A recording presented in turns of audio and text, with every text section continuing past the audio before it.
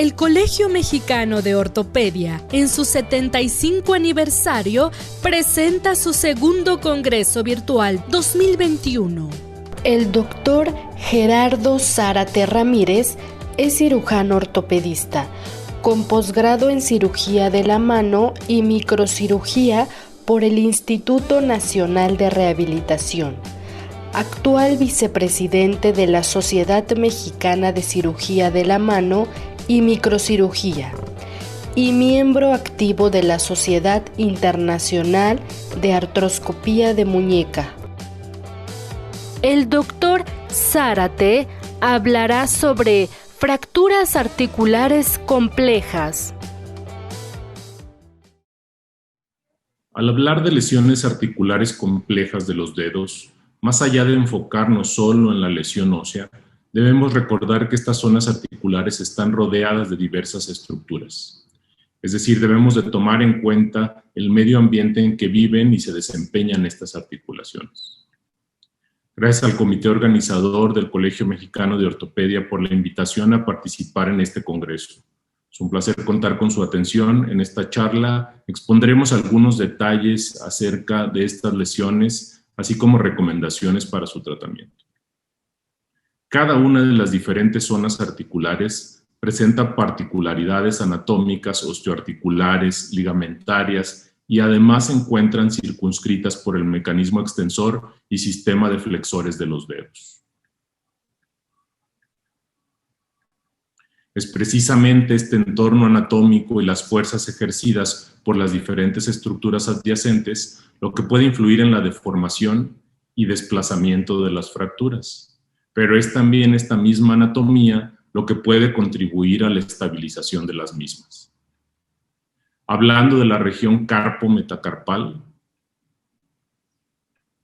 una topografía articular de coaptación estrecha entre el carpo y los metacarpianos y entre los metacarpianos mismos, así como un sistema ligamentario robusto, dorsal y palmar, y la estabilidad dinámica que les proporciona el extensor carpi radialis y el extensor carpi ulnaris, hace que estas lesiones no sean tan frecuentes.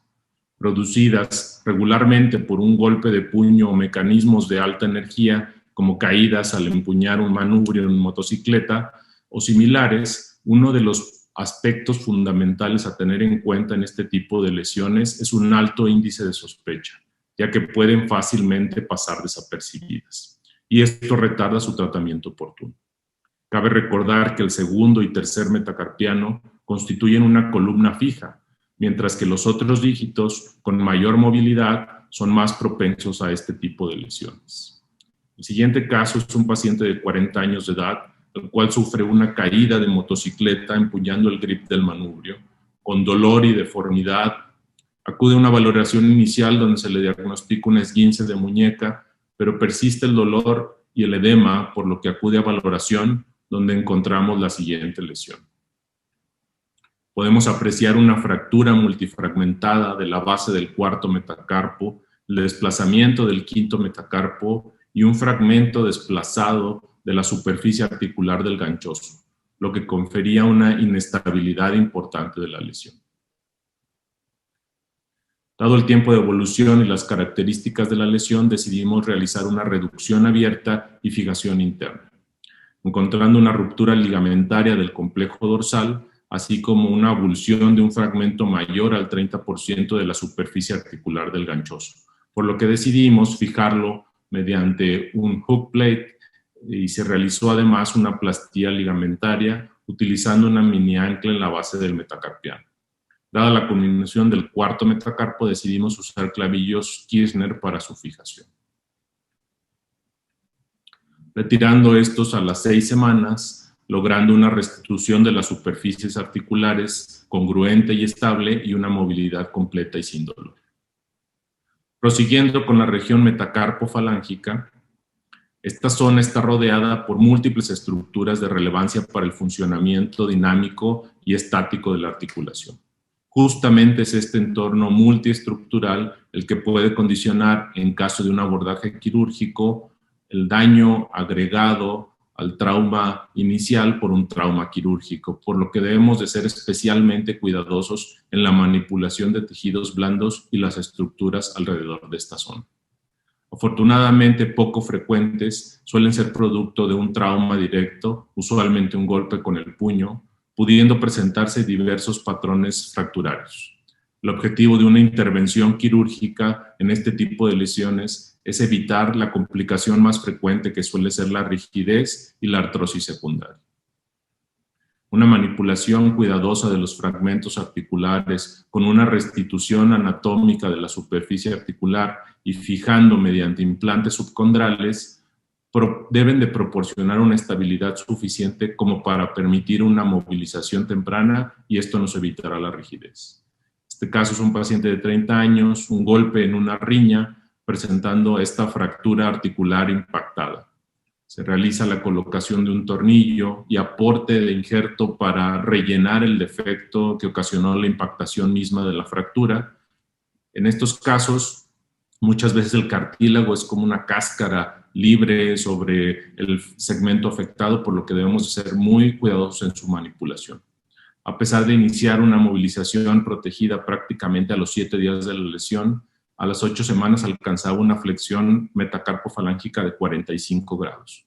A pesar de varias sesiones de rehabilitación, esto se modificó poco, por lo que a los 4 meses hubo la necesidad de hacer una artrolisis, una capsulotomía, ganando unos cuantos grados más de flexión y sin presentar dolor a la movilidad. De las regiones articulares de los dedos, la interfalángica es un área compleja e interesante por su anatomía y comportamiento. Su arquitectura ósea y las múltiples estructuras ligamentarias y tendinosas que la rodean le confieren un alto grado de movilidad y adaptación. Desafortunadamente, esta región se encuentra muy expuesta al trauma y presenta un mayor brazo de palanca, siendo la articulación de la mano que se lesiona con mayor frecuencia. Si revisamos los principales patrones de lesión y las estructuras anatómicas que se encuentran a este nivel, debemos tomar en cuenta que para su tratamiento no basta solo una fijación, sino requerimos una verdadera reconstrucción articular. Es por ello que el primer paso para un tratamiento apropiado es un diagnóstico oportuno, ya que en estos casos en particular el retraso del diagnóstico es uno de los principales factores de mal pronóstico y además va a limitar nuestras alternativas terapéuticas. La inestabilidad es la principal indicación quirúrgica y las alternativas van desde pequeños tornillos de pequeños fragmentos, pasando por bandas de tensión o una fijación externa suplementada con clavos transarticulares de manera provisional. Una opción accesible en un caso como este, en el que existe una multifragmentación severa, es realizar un marco de distracción para reducir mediante el ligamento taxi. Existen diversas construcciones, pero el objetivo es lograr una fijación externa dinámica que evite la rigidez articular ocasionada por la falta de movilidad en las articulaciones adyacentes. En los casos en los que el tiempo de evolución o la pérdida de la superficie articular no permiten una simple fijación interna, la técnica de autoinjerto osteocondral del ganchoso, descrita por Hastings, es un recurso de gran utilidad. Si bien requiere una ejecución minuciosa para la exposición, toma, moldeado y fijación del injerto, pueden obtenerse resultados bastante aceptables en casos que de otra manera estarían condenados a una pérdida funcional significativa. A nivel de la zona articular más distal de los dedos, a diferencia de otras zonas, aquí la principal estructura a tener en cuenta son las inserciones tendinosas tanto del mecanismo extensor como del flexor profundo y el lecho unguial. Debemos ser muy cuidadosos al manipular el lecho unguial para no generar deformidades agregadas. El ligamento de Landsberg, en caso de verse afectado, también debe de ser reparado.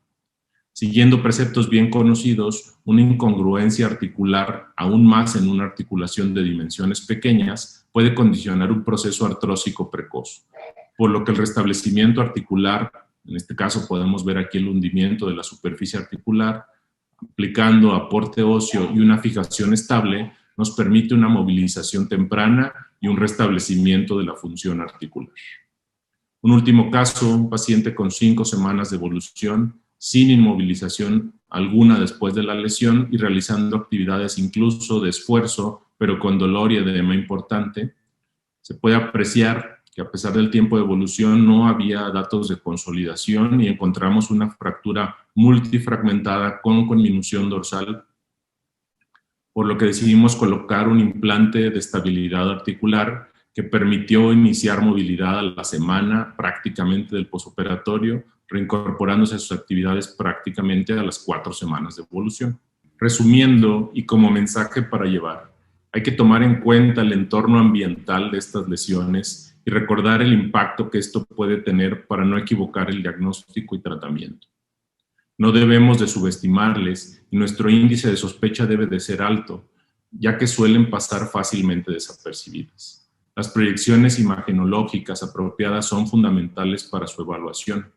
En caso de que optemos por un manejo quirúrgico de estas lesiones, idealmente la fijación debe de ser lo suficientemente estable para permitirnos una movilización temprana y evitar con esto la rigidez articular. Muchas gracias por su atención.